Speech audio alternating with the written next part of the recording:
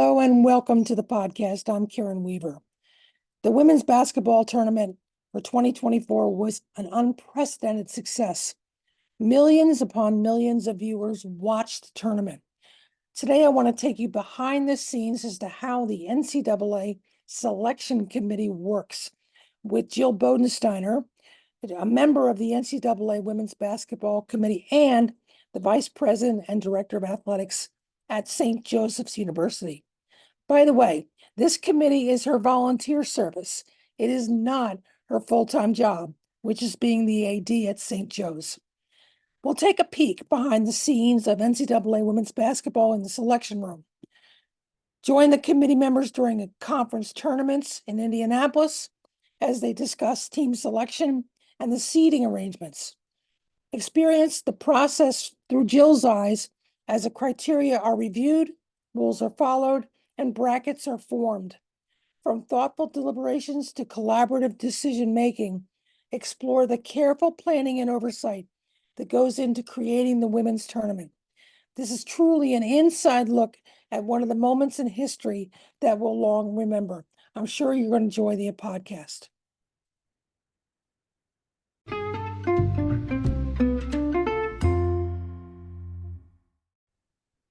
Jill, friend of the podcast, glad to have you back. You just came to my class, so last week or two ago, talking about the details of what it's like to witness history, first time ever, where we had enormous numbers watching women's basketball in this postseason. And you were really on the inside because you were part of the selection committee. You used to coach the game. You've watched this game develop over the years. Help us understand what these moments meant to you and also some of the details behind it. Yeah, first, Karen, thanks for having me both in class and back here today. I did just witness history up close and personal. I mean, this felt like I think all the listeners will agree, this was a moment in women's sports akin to the U.S. women's national soccer team and Brandy Chastain and that whole, I think this is a moment, certainly in my lifetime, one that I'll never forget and cannot wait to look back in 3, 4, 5 to 7 even years and say, wow, how did that change things? So I'm And excited you to were chat there, with you. and you were there. Yeah. Yes, yes. So go ahead and talk a little bit about that whole process, what you saw from your position as a member of the selection committee, but also you've held a number of other positions in the NCAA structure that allowed you to have really deeper insight.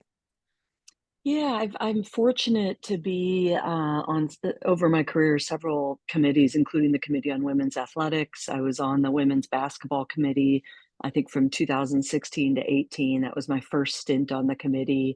I've been up close and personal on several NIL committees and now serving on the Committee on Academics. And so I love serving, and this is, I have to say, one of my favorites in terms of the opportunities. So this is my second year on the committee. There are 12 of us on the selection committee, and really the season is mostly about watching games, right? We do all our prep work and deep conversations in the summer and in spring meetings. But once the season hits, we're watching games and reporting out to each other. So the chair doesn't get assigned to conferences. So that's -1. The other 11 of us get assigned to conferences, and we watch a lot of those games. And we watch a lot of just, other teams that conference reps, conference monitors are telling us to watch, keep your eye on these teams. So that's sort of what the year is leading up to the tournament. So imagine, a lot of people might be thinking, well, are you just sitting on your couch all day watching ESPN, or you have every streaming service under the sun? How do you actually stay on top of all those games? Yeah, so watching, I mean, I'd say committee members watch anywhere between 200 and 500 games per year. And so I have it down to a science. I watch some live, of course, when I come home from work. But, life as an athletic director, we have long days. And so, we have a lean staff at St. Joe's, and my number one priority is to them and my student athletes. So I use Synergy, which is coaching software that can do a ton, analytics and so on and so forth. But I am on my women's basketball coaching staff's account. And I love watching games on Synergy. So I usually go back after the fact and I've got my little notepad and it just pop on the Synergy app. It's no commercials. It skips. You can easily, with the push of the button, skip every free throw, etc., and just really watch the core of the game. So I am a Synergy addict. I have the app on my phone, on my iPad, and on my laptop, and I watch the vast majority of the games through Synergy. That's amazing. So you just have a 15-minute downtime and you're like, I'll sit and watch a game or two so I can get some feedback to the committee about the strength of these conferences, right? Exactly. So we'll take just a random conference, two teams, or take Green Bay and Cleveland State are sort of back and forth vying for the conference regular season championship, and then you're looking to see, okay, there is one or more at-large material. So I'm watching a game like that, and I'm just I want to know, first of all, are there any anomalies, right? So if there is a lopsided loss, I can say so and so was out, so and so got in foul trouble, so and so. Or you know what, it was a close game until the 2-minute mark of the fourth quarter and the final score is deceiving, or their star player just had a bad night, went 1 for 11 from the floor. And just note their styles. How will they match up with other tournament teams? How will they compete against other tournament teams? And put little notes in my notepad. I have a very organized notebook, and with each team that I'm really following, and then a kind of a miscellaneous, and I'm constantly jotting things down. That's really amazing. And again, this is not your day job. Yeah, right. This is This is volunteer. volunteer work that you do as part of your professional career contributions. I think it's important for presidents and senior leaders who are listening to this. They too have volunteer opportunities, but they also don't have um, streamlined software to probably help them achieve those outcomes. And that probably leads to my next question, which is there was a lot of intense, I won't call it criticism, but wondering about the Albany Regional, and I know we'll get to that, but that software helped the committee understand how to seed teams within the different regions. Talk a little bit about that. Yeah, I mean the selection room. So during conference tournaments, while the season's still going on, we all gather in Indianapolis and we spend almost a week talking, debating. Things get emotional, following our selection criteria. So we've got those. The NCAA staff does a great job of putting our criteria all over the walls so that we're tracking. And then there are rules of engagement when it comes to seating and following an S curve, and you're looking at so many factors that the general public isn't tracking on, right? Testing the competitive balance, testing the, on the turns, and testing some of the rules like you can't meet a conference opponent in the second round. And, some different things like that are, there's just so much that goes into it. And thank goodness we have some experts both on the committee and on the staff who are really guiding it through. So the first several days, you're picking the teams in the tournament. And then the last maybe day and a half, we really get into to seeding and working through that sort of S curve process. So it's really a fascinating process. I know the NCAA has done quite a few like mock selection. I encourage anyone who's really interested to attend one of those because it is a pretty cool process. And yeah, of course, we're human beings. We disagree. I'm sure there are things that could be deemed mistakes that maybe some people on our committee agreed with and some disagreed. But at the end of the day, I think it was a pretty darn successful process this year. Do you try to come to unanimous agreement on every selection, or is it more like a give and take, that type of thing? Yeah, unanimous is really ideal, but it doesn't always happen. So there are votes, and the votes carry the day. Okay, okay. So who is sitting in that room with you? Are they other athletic directors? Do presidents ever sit in a room like that? Should they ever sit in a room like that? A good question. So for confidentiality purposes, we are it's a very small group. So it's the 12 of us. And then it's, gosh, one, two, three, four, five NCAA staff members on the women's basketball committee. And then nearby us, but not in the room, are representatives who are our contact and liaison with ESPN. They Okay. obviously care very much what the bracket looks like, but they can't see it until we're done and right before the selection show. And then there's also the officiating folks who are on site in Indianapolis, because they care very much as they work through their pool. Who's going to go where? What issues do we have? So they're sort of the most ancillary, but they don't get any real sneak preview. They're just preparing the best they can. We Okay, eat a lot. We eat a lot. no doubt. I'm sure pizza is there all the time. There's ice cream sundae bar rolled in. We take turns on Starbucks runs. But yeah, there's a lot of snacks consumed. That's important. That's very important. All right. So fast forward, we've selected the 68 teams. We are excited. Some teams are very excited. Some teams are crushed because they're not in the tournament. What's next for a member of the committee? So what's next is first you get a few phone calls with people who want to file their complaints early with you for things that didn't go their way. So we politely say, thank you for your feedback. And then we get assigned, every committee member has the option of following their team if their team's in the tournament. Mine was not, unfortunately, despite the fact, shout out, we went 28-6. But we did get an invitation to the inaugural WBIT, which is great. So if you're not following your team, you get assigned out to a first and second round site. And the lift, and some people have first fours. So those who are willing to staff a first four leave right from Indianapolis and take off to their first four site. And so I had Storrs, Connecticut. I had said, I'll go wherever you need me, but the East Coast might make sense. I can drive. And so I got sent to Storrs. So I think I came home and did laundry and changed a couple outfits out, and then took off to Storrs, Connecticut. And that was honestly an awesome opportunity for me, having been with Notre Dame women's basketball for 10 years, I think the height of the rivalry between UConn and Notre Dame. It was really cool to be there and not care who wins, because I got to an amazing tour. Their director of basketball operations, Sarah, gave me an unbelievable tour of their basketball practice facility. We're building one, so I'm learning. I just get to be objective. We had a first four game, Auburn versus Arizona, great game.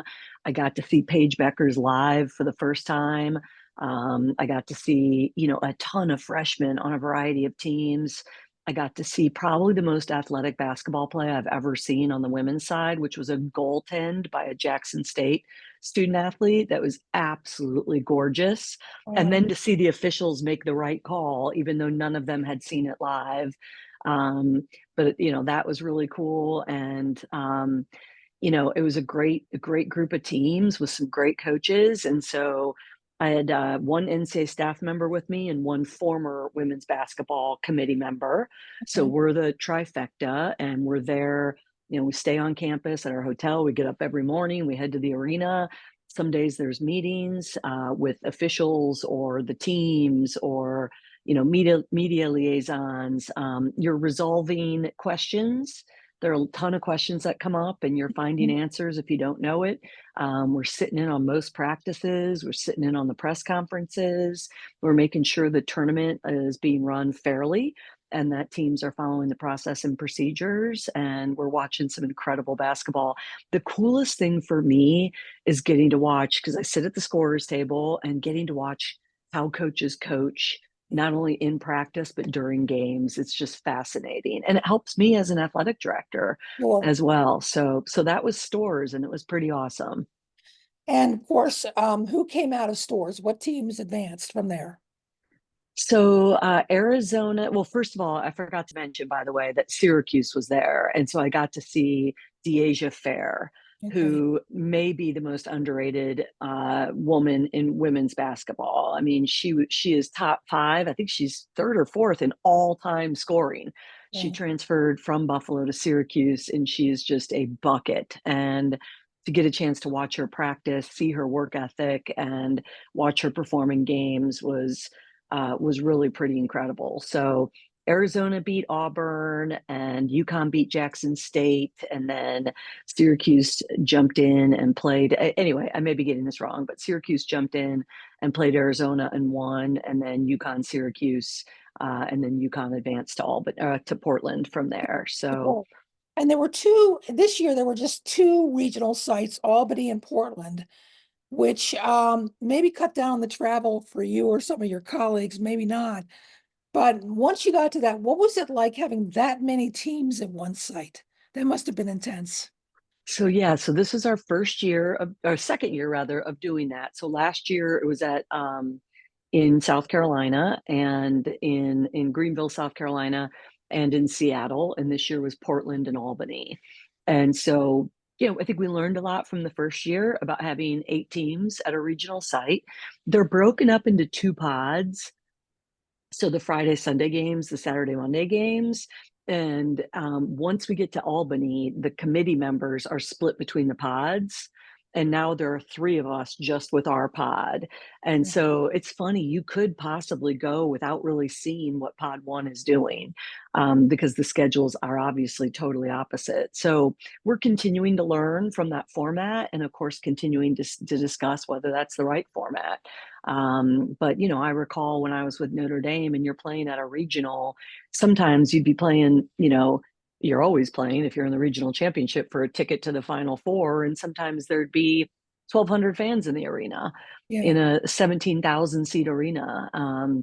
And the crowds in Greenville and Albany were fantastic. So that's obviously, and you think, oh, is this just to make money on fans? Like, it's student athlete experience. Those arenas were raucous, and so it's really pretty cool, and should be the kind of arena that feels juiced from the minute you walk into it, and they did. So that's one of the reasons we really like it, but we always are evaluating the format and will continue to do so. Yeah, it felt like the audiences were just more engaged this year. And I don't know if that was a product of where we are with women's sports right now, or the teams just had incredibly passionate followings. But what was it like being in those arenas? It really was electric. I mean, I probably got goosebumps like 8 times during the course of it. Back at Stores, they had a couple sellouts. I mean, first and second round games with amazing crowds.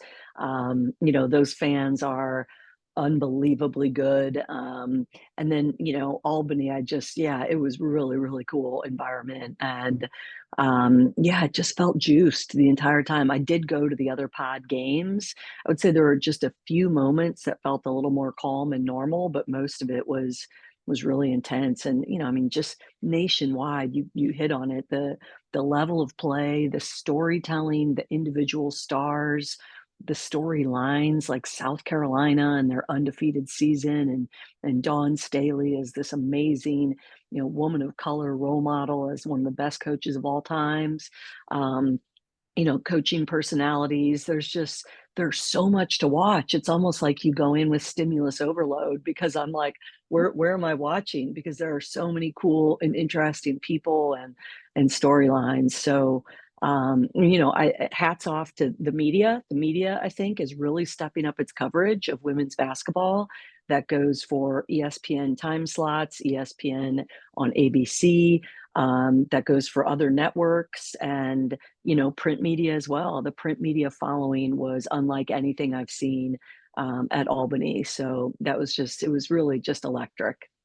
Any idea how many members of the media were at Albany? You know what? I don't off the top of my head. I could More probably than a do some couple? research on how much Coke and bottled waters were consumed, but it was every press conference was packed and standing room only. And during press conferences, the media can be multiple places. They could be uploading photos and working. They could be in the locker room. So while a couple student athletes and a coach are on the dais, usually the locker room's open. So even with that split, and it felt like 75 people shoved into the press conference room for almost every press conference. We may get to this when we talk about Cleveland, but ESPN had 350 individuals on site in Cleveland, and another, I think it was 50 in the studios. So it was, just throughout the tournament, I felt, from my time 2016 to the present, the media was more unlike anything I've ever seen, which was awesome. So let's talk about Cleveland. Let's talk about the run up to the game, those four epic teams, three epic games. And you have a lot of focus, of course, on Caitlin Clark, focus on South Carolina as a team, the young team that they were, focus on some of the other things, but there were storylines outside of that weekend. What were some of the ones that you were paying attention to? Well, I was enamored by the media coverage in ESPN. I was, I've learned a lot about officiating and really learned to appreciate so much. I mean, sometimes I feel like my biggest role on this committee is to thank the officials profusely. They're not perfect, they're human beings, but they are really good. And we get a chance as committee members in the earlier rounds to meet with the officials evaluator after every game, learn what they saw, collaborate with them to make recommendations on who advances. I thought the officiating was really good at the Final Four this year. And I just a shout out, one of my really good friends from Notre Dame days, she played lacrosse at Notre Dame, is the senior producer at ESPN, and she produced the entire Final Four. And so going into those trucks and watching and just getting a grasp of everything they were doing was really phenomenal. I'm a huge Dawn Staley fan. The way she carries herself, it's like there's 10 Dawns. Like she is willing to give to everything. I just came from the inclusion forum at the NCAA. Who's the keynote speaker? Dawn Staley. I look up at the Sixers game last night. Who's in the front row? Dawn Staley. I pick up the Inquirer this morning. There's an article about why Philadelphia needs a WNBA franchise. Who was interviewed? Dawn Staley. For the good of the game, for the good of her athletes, she is a phenomenal woman. And, she's the kind of woman who comes up and fist bumps everyone at the scorer's table before a game. Let's have a great game. Thank you. Thank you for what you do. Thank you for addressing my concerns. So just watching how professional and generous and courteous she is, I could do forever. Watching the relationship that Coach Lisa Bluter had with her players was just awesome. There's been so much written about Caitlin Clark, but the Gabby Marshalls, the Kate Douglases, the Hannah Sulkeys, like I just loved watching them practice. I loved watching how the coaching staff relates with them. I mean, you can see a very highly functioning culture. I was closer to their bench, by the way, than South Carolina, so I had more of an in-game look at Iowa. But just really beautiful to see that relationship between coach and players was really cool. To me, that would be one of the most special opportunities that nobody else would get but a member of the committee, to be that close to observe the cultures and the interactions, the emotions of the coach, of the team. A player stepping off the court for the last time because their eligibility is over with. All of that must be so amazing to witness. It is like 100 stories within a game, and just seeing all of the former college stars on courtside. There was, watching what Stewie and Brittany Griner and Jackie Young and Kelsey Plum, we're all sitting courtside, kind of watching them soak it up. And there are so many storylines going on. But yeah, as one of Iowa's multiple graduating individuals came off, and Coach Bluter just kind of was amazing in the way she comforted her, and at the same time looked around the arena and said something to the effect of, "You got to do this," which was just really cool. So, for all the stress that goes into a game for so many people, to see those human moments, Coach Staley's comments at the end of the game. I mean, there are just so many really literally dozens of storylines within an individual game. So yeah, it was pretty awesome. And I'm just so really feel so lucky and blessed to be part of the committee. And you got a chance to present the regional championship trophy to the Iowa Hawkeyes at Albany and announce to the crowd that they were the official seeded team to go on to the Final Four. What was that like? Yeah, that was I had like 3 lines and I practiced them like all day. I never look at notes anymore when I public speak, but I did not want to screw that up. And what if you say the wrong team, or what if you say, invitation to the Final Four in Dallas, Texas, or somewhere it was last year. So Mm. It would have been special with any team. Presenting it to Iowa. Both of my parents grew up in Iowa. Several of my cousins went to Iowa. My college roommate, is from Iowa and is very close with the staff at Iowa. So it was cool. I would have been honored to do so with anyone, but it was a distinct privilege to give the trophy to the Iowa Hawkeyes. And I wasn't too nervous. So there are three of us working with that pod, and we sort of divided and conquered. One of my committee members said she did it last year, and the other said, I don't feel the need to speak. So how about if I hold the trophy? And it all worked out. So yeah, that was really, really, really good. And one other thing, Karen, like as we work through, so Storrs, Connecticut, like when you think of these host schools, they don't know for certain they're hosting until Sunday. Okay. And we descend on the place on Tuesday. And they're incredible. Like the staff at Storrs was awesome. And they were great to work with, but there's just more to do because we're all doing it in real time.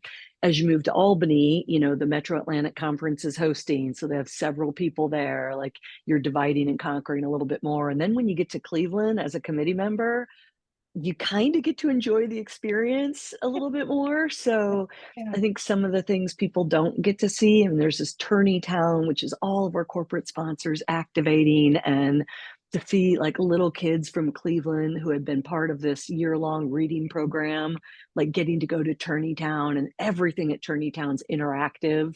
So it's just awesome to watch them like running around and screaming. Each host city at the Final Four, I think this is a pretty new thing, but they get to name their community legacy, like Hmm. honorees. And so a couple of us got to pop in on that and hear their stories. There's a salute party where all four teams and coaches come to a really cool place that the host city, and their local organizing committee select. So I remember when I was with Notre Dame and we won the national championship in 2018 in Columbus, they had it at a museum. And I think like Express and Limited are headquartered in Columbus. And so they had like a design your own jean jacket station. It was awesome. And then it culminated in a fashion show where each team had a couple representatives show off their jean jacket. So the Cleveland salute party was at the Rock and Roll Hall of Fame, and they had done like a special exhibit of women in rock. And it's just the teams and the coaches and a couple staffers who got to come in and experience everything that Rock and Roll Hall of Fame has. There's a house band, there's interactive drumming and guitar, and hats off, NC State nailed it. They were producing some pretty good music. And that was just like so much fun watching these players after everything these young women pour into the game, pour into the good of women's basketball, to see them unwind, just laughing and, cheering for each other was really, really special. So, what's the one thing you want presidents and senior leaders to understand about the growth of women's basketball at this moment in time and how they may need to rethink their strategy on their campuses? Invest, invest, invest, right? I mean, it's for like I get it. I get trapped in this thinking sometimes too, where you're like, where's the ROI?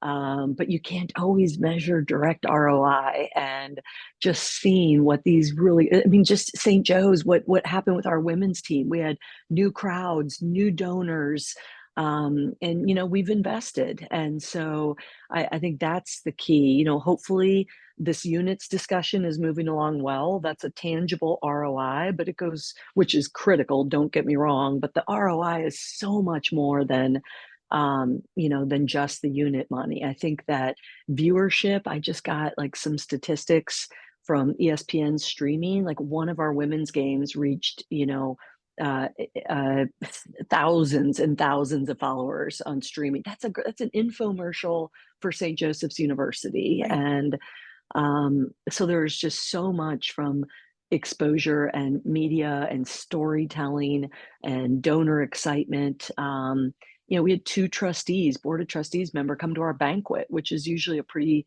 not low key, but event for the team and family and friends, and interest is picking up. So I think investing and watching it pay dividends and celebrating these unbelievable young women is what I would like to talk to presidents about. Yeah, and just realize that they too can be a point of pride, like men's basketball may have been for years on your campus, maybe football is, that all of our teams have potential to bring that kind of focus and attention and storytelling to a campus. Yeah, no doubt about it. I mean, I'm a Chicagoan at heart, and just to see like the Chicago sky, like drafting Cardoso and Angel Reese, like they are both just beautiful human beings with huge followers, a tremendous amount of success. Like, how fun is this going to be? And I can't wait to see what the last, year or plus of the college game does for the WNBA and vice versa. I think the synergy is incredible. And I think of how much we rely on Natasha Cloud, who's a St. Joe's grad and one of the best players in the WNBA. She's everywhere for us.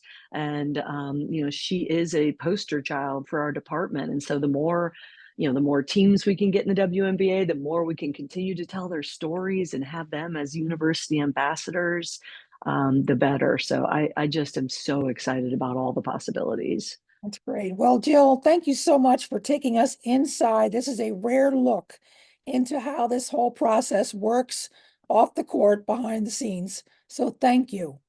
Absolutely. Thank you for having me, and can't wait till our next adventure. Absolutely. Okay.